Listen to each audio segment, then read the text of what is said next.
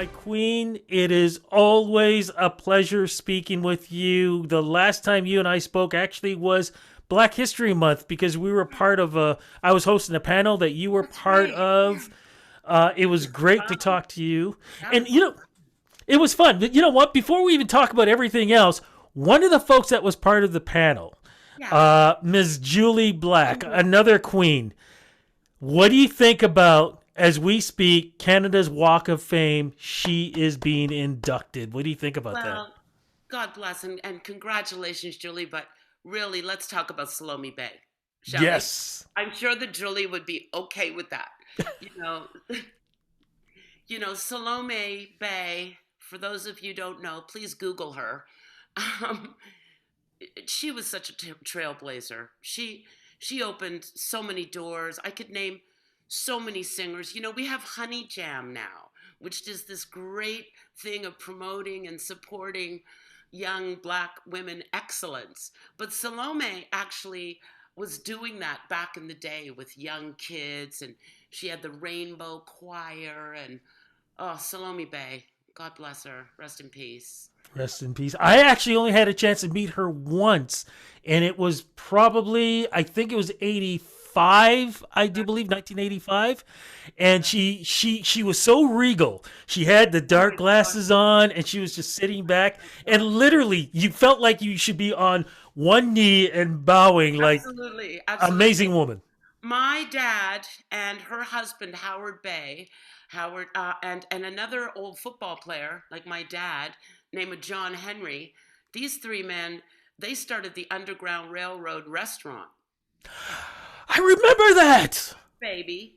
And the reason was all these black Americans were coming up to play Canadian football and they were starving to death. So these guys opened like a soul food kitchen. And Oh it my morphed into a thing that was so beautiful. And there was a Sunday brunch, and Salome would often perform at it with all her kids and all the kids. And oh, it's fantastic. Oh my goodness. Look, There's you so and I. much. We could be talking and talking and talking. Yes, because that's the way it always is when I get together with you. Look, I got to throw out one more thing before we start what we're going to start. Kensington Market. You guys you put on a big We event did. with that. We did our second year of a virtual festival, and you can watch it on YouTube anytime. And some of the greatest Canadian musicians, young and old. We brought in artists because it was virtual. We were able to do a series of Canadian musicians living abroad, and then we got some of them to talk about how they've carved out careers in different parts of the world. And so we were really able to play with some great stuff. And we had the iconic Monty Alexander, who is this Jamaican jazz king. And I've always wanted to bring more Monty into the diaspora here because we have so many West Indians in Toronto. And to know that there is a jazz god from Jamaica who's so big in Europe, right? And New York and the States. And so we had Monty Alexander. He did a talk. Oh, it was great. Yeah, we had a ball. I love Kensington Market Jazz Festival. It's just this little sweet thing. I'd love to get back into the market. We did one crazy live pop up. Who does that? We had a big band pop up. Who Wow. puts 24 kids on stage? Wow. Cuckoo Pants here. So we had the Toronto All Star Band, a great group of young players with some of the heavy hitters. We put Jackie Richardson in front of them, June Garber, Mika Barnes, Billy Newton Davis, and Denzel Sinclair. So we put these five Wow. heavy singers with this really young band. And it was, you know, what do they call it? Trial by fire by baptism, baptism by fire, Here. baptism by fire. We just threw these kids really well rehearsed. They were awesome. And so we did this crazy little one day in Kensington pop up in a parking lot. Thank you, Gary Slate. Thank you, Gary. And we did this great thing and we filmed it. So it's part of our virtual festival. And then, of course, every year we bring a 14-foot grand piano into Tom's suit store in Yes. Markham. Because why wouldn't you? Why wouldn't you? And then we put some of Canada's greatest piano players on that piano and filmed them. So they were also part of the festival this year. So it's up there on YouTube. I'm like, oh, old, and I don't really know much about the World Wide Web. However, I do know that it's online in Kensington Market Jazz Festival. And you do know a lot about Christmas because that's what we're talking about. You have a new single and a new album. I Congratulations. do, I do, I do. And because I'm a little nutty, and Universal's even nuttier because they said yes. I made what I like to think of as, first of all, it's a COVID Christmas record because we wrote the songs, we recorded the songs all through this hellish bit of business the world has been through. And all the time I was thinking about bubbles. And then, of course, that leads to snow globes. And of course, I'm thinking, we've all been in a snow globe. So I actually shoehorned that line into one of the songs.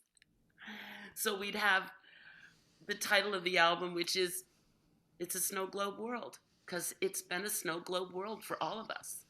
And we've all been in a bubble, and we're still kind of in there. I've got some great shows coming up. Yes. Uh, oh my goodness.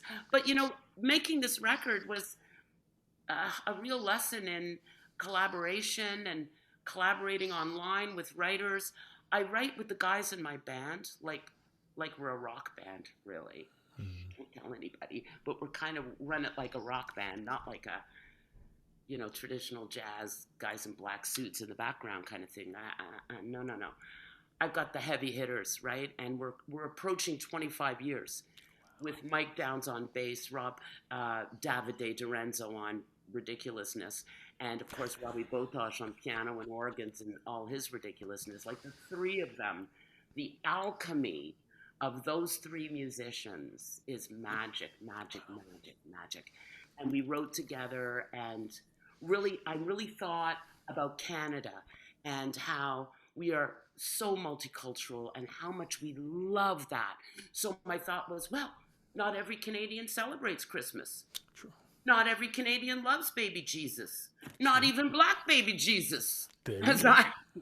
So I really wanted to talk about what all faith has in common. Whether you're Muslim, or Christian, or Jew, it's love, it's light, it's community, it's together. We all have that base. And so this record came out of that feeling. Hence, yeah, there are a couple of songs that say Christmas, but there are a bunch of tunes that don't say it at all. We're talking Brighter Day is a great song I wrote with my bass player, Mike Downs. And, looking for a brighter day, and we got Billy Newton Davis singing some gospel on that with Miku. Oh my goodness, we had so much fun making this record. Now, here's the interesting thing because you kind of mentioned, of course, you're recording this album before Christmas. So, how do you put yourself in a mindset when it's warm, it's sunny, you're recording August. this? Exactly, you're recording. August. It's August, but you have to put your mindset that you are singing for the Christmas holiday season. How do you do that? I'll tell you, artists, like any content creator, let's talk fashion. Fashion is always minimum 5 seasons ahead. Are you kidding me? Look at Gucci. I mean, artists have to be ahead. We have to live in the future and hope like heck you guys catch up with us. Right? You're right. Right? And the fact that I recorded this record with people I so deeply love. I so deeply love them that it was easy to conjure up those feelings of the holiday season because we hadn't been together in so long, and there we were. And recording is very you're in your separate little booths. Then you come into the main recording room to listen to what the heck you just did. Everybody's masked up in the recording room. But once you get into your little booth, we can see each other. We're in our little bubbles. Hello, our little snow globes. So, I remember, like, I shot the album jacket before the record was finished. And I shot it in Northumberland County, in the beautiful rolling hills of Northumberland County on a friend's farm last winter, anticipating, knowing that I wanted real snow and I wanted a feeling of real snow. I knew that if I left it till when we actually needed the photos for the machine that makes the record, it would have been fall, and I would have had to shoot in fake snow. I don't know if we can. I know my light is off, so let me see if I can just sort of Oh, move it there I around. go. There it is. Super duper pretty. And that's like COVID hair and makeup.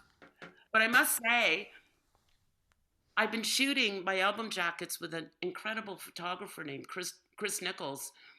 We've known each other since we were teenagers. So he now shoots Rolling Stone and all kinds of big things. But we've known each other since we were kids. So he always gets Molly. Like, we're giggling, we're laughing. It's 25 below. The cameras are freezing up. Excuse me. I make a point of not letting a lot of airbrushing going on, right? Because when that thing blows up to album size and you're sitting in a horribly lit lobby of some venue, signing them for people, and they're looking you dead in the eye, I need to look like my album jacket. And I kind of like me, by the way. I kind Yes. of like all of this, right? I like being 61 years old. I actually love it. Girls, just saying. Girls, hear me. Loving it. Loving, loving. Anyhow, so I like it to be real. And surprise, surprise, right, buddy? Oh, So we shot that jacket last winter in the cold, in the snow. I'm actually wearing Sorel boots underneath those beautiful dresses. And the only time I ever asked for real photo touching was on this record, because when we blew the pictures up, my nose was so red from the cold. I said, "Is this Rudolph the Red-Nosed Reindeer record? Because otherwise somebody's got to get in there and take a little bit of the red out of my nose." oh my goodness. So we did. Oh, it looks great. Now here's another very very important question, Sure. because these are original songs that you did. Yes, they are. Okay. Most of them. Okay, so how do you create a original Christmas song when there are so many classic songs that have used the same words, but you want to try to make yours A, original, and B, hopefully will be added to that classic list where in generations families will be around Yeah. that tree and listening to your songs? It's a bit, I mean, that's why I didn't do it up until now, because it's so easy to really mess that up. And I got a lot of really beautiful support from the president of Universal Records, Jeffrey. He Oh actually, yeah. he actually said, "I don't think you'd make a Christmas record." And I went, and then I thought about it for another 6 months, right? Like, I thought about this a lot before I just jumped in there. Um, and I'm the girl that recorded that Billie Holiday record. That's right. I'm the girl that, recorded Marvin Gaye on my last That's album. right. I, I, I'm enough of a songwriter to respect the original. I don't change it. I don't mess with it because I know how hard it is to write that. So I don't really mess with it. The only messing I do is I just do it. And so it just becomes me creaking through the tune, right? Um, yeah, my favorite thing, Rudy, in the whole wide world, other than feeding my children, I really like to do that, and they're really, really big now because I did that. They're giant boys. But the other thing I really, really love doing is writing songs. I love it. It propels me to perform. I'd be okay never performing again, really, as long as I could still write songs. Like, I'd love to be Jennifer Warren. Like, I'd love to be Carole King. Like, I'd love to just be able to sit at home and write beautiful things and never have to, slog it out on the road. But here I am, about to slog it out on the road. And what makes me love that is, again, those three guys that I've been touring with all over the place for 2 decades, and we have a such a laugh. We have so much fun that it's cool. It's okay. The lead single "Don't You Know It's Christmas." That's an interesting title. What is that song about? Because it can mean so many different things. Oh, good. That's what you really try and do as a songwriter is write something like Rudy. I'm not writing about me. I'm Yeah. writing about you. I'm listening to you, right? This is for you. I've never been that hard on my sleeve.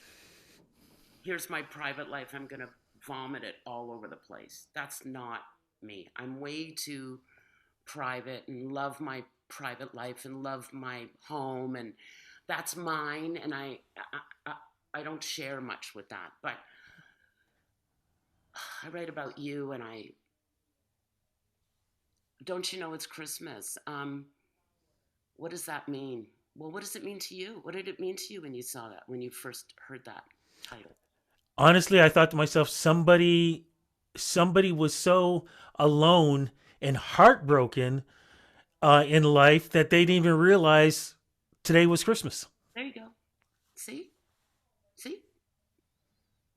Love is all around, right? Yeah, yeah, yeah. That's exactly right. That, and to be honest, to be perfectly honest, Mm-hmm. I'm going to say two words, and you're going to start laughing. Mariah Carey. Okay. See what happens? See what happens? Okay. I love me some Mariah Carey, only because, well, has she walked in the last 10 years? Again, have carried her around. Someday I'm going to write a song, I want to be carried like Mariah Carey. Like, come on. That's a T-shirt. It's a t-shirt, right? So I'm looking at this and I'm looking at, like, I want to write something. This is the word I used with my co-writer on this, Steve McKinnon. We need bombastic. I want bombastic. I haven't I heard that word want in a while. boom. I want, this is not Molly in a $10,000 borrowed dress leaning up against a piano. No. I want kaboom. And then we got Donna Grantis from Prince's band to play on the thing. And, Wow. right? Whoa. Whoa, whoa, whoa. And a double whoa. And she's with me at Massey Hall, by the way. Oh, yes, she is. Yeah, that show is December 17th, Massey Hall, Oh, and the my. tour starts December 12th in London, Ontario. You've got one, two, three, four, five, six. I think it's about 7 or 8. You're also in Niagara Falls too, which is going to be the Niagara Festival, which is going to be amazing. What's the show going to be like? Well, Massey, because it's Massey Hall, Of course. I'm pulling out, I'm pulling it all out. I'm going to lose my shirt on this show. And this is the second time I played Massey. I mean, you got to be Gordon Lightfoot to make any money in there. Like, it's a big place. And I have no guest list right now. As a Toronto girl, that's a miracle. All my friends are buying tickets. It's fantastic. I can't believe that. I'm doing really well there. So, there'll be 4 horn players at Massey. There'll be 2 backup singers. There will be this surprise moment right in the middle of the show. I can't even say, but it will quite possibly rip the roof, the brand new roof, off of Massey Hall. They just spent over $100 million. And it's an incredible restoration. That was not a renovation. That's a restoration. It's incredible what's happened at Massey Hall. I'm so thankful that the integrity of that hall is still there, right? And I'm so excited to play it. It's going to be oh, and of course, what am I doing later today? Fittings, aren't I? I get to go see my dress fairy right after we talk. Oh my Actually, I'm going goodness. to do a little gardening here, finishing up with some gardening, and then I'm going to go and have a fitting for the really super cool things I'm going to be wearing. Okay, so Little fashion. okay, so I don't want to hold you up too much longer, but I got to ask some important questions. Okay. Number one, Yes. other than this great performance in touring, what are you going to be doing for Christmas with family? Oh, well, our tradition is to do Christmas Eve, a big family food gathering, and then we often go to midnight mass. Oh, Yes, we do. nice. Yeah, we do. Um, so they'll be in the mix. My boys are grown, but interestingly, I'm a better cook. So they tend to hone in on me and my food, which I love. So I'll be feeding people all through the holiday season. One of my most favorite things to do. Oh, I love that. Okay, so second question. Okay. Growing up, what was your favorite Christmas gift as a child? A toy or something like that that you just could not wait to rip that wrapping paper off to get to? Well, I did get an easy bake oven one year, and I Ah. super duper love that. I love my easy bake oven. Yeah, and here's and sorry, I'm going to jump in. Easy bake oven, not microwave. What they're selling No, now, because no, my no, it's a light sister bulb. had. Yeah, there's a light Yes. bulb, and you could burn yourself. Yes. Like, there were no helmets, there were no seat belts. You didn't get a lollipop and a sticker when you got your vaccination. You stood in line in the school gym, terrorized. No parents around. Polio, mom, boom, boom, boom. Jeez. Oh, yeah. Okay, what's the next question? The next question is probably the most important, other than, of course, with this release. You Sure. know, we are. You remember 2019? Everybody was like, "We got to get to 2020," and we got to 2020, and everybody's like, "We got to get to 2021. Things are going to change." Now they're all doing the same thing about 2022. What advice can you give folks who believe that as soon as that ball drops, 3, 2, 1, Happy New Year, suddenly everything changes and it's going to be a rainbow kind of, sunny time and everything? What advice can you give those folks who are always thinking in that way and, New Year's resolutions and everything else? What do you think can help them pace themselves to go, wait a minute, things don't change quickly as that? Well, I like to remind people that there's no cure for AIDS, and we've lived with it. People had to change the way they had sex, or they may die. True. That's AIDS. And it's still there, and there's no cure. Unfortunately, the thing that keeps people with AIDS alive, somebody decided to call it a cocktail. I just need to tell folks it's not a cocktail, it's not a party drink. It's a series of drugs that if you don't take them every day, you might die because there's no cure for AIDS. But we as a society have learned to live with it and govern ourselves accordingly. Um, and I think that's a message that's been lost in all of this. I think the reason that vaccination became so quickly was because of, dare I say, Elton John. And I'll clarify there. Yeah. Elton John, for decades, has raised millions and millions and millions of dollars for AIDS research. In that research, scientists discovered all kinds of other things, including vaccinations. It's just science, people. It's science. And they discovered a whole bunch of things, including the so called cocktail, including the SARS thing. Like, we've built into this. They didn't just wake up one day and say, we got a vaccination for COVID. No, this is Banting and Best, people. This is Toronto science at its greatest, actually. Canadian science, the polio vaccination. Just, I love history. Let's look at some science history. It's enlightening. But I think my messaging going forward is Love your people. Love your world. Be kind to people. We never know what that person has had up against that day, what that person is dealing with. All of us are dealing with some. So if we all govern ourselves in that regard, with a little bit of humanity and kindness and some giggles and a few laughs, because that's the best thing ever. And even with your mask on, you still know if someone's laughing. You still know if someone's crying. It's actually made us look into each other's eyes. And that's not a terrible thing. You always speak the truth, my queen. Always speak the truth. Thank you so much for making time to speak with me. I cannot wait to listen to this album, not just before Christmas, but on Christmas, because it's going to be part of my Supremes, Jackson 5, Stevie Wonder, Well, Temptations. look at this. Look what happened today.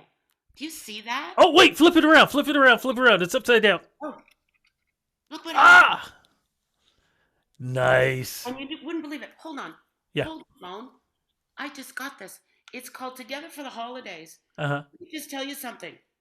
John Lennon and Yoko Ono, Shawn Mendes, Molly Johnson. What the? Oh my goodness. I couldn't believe it.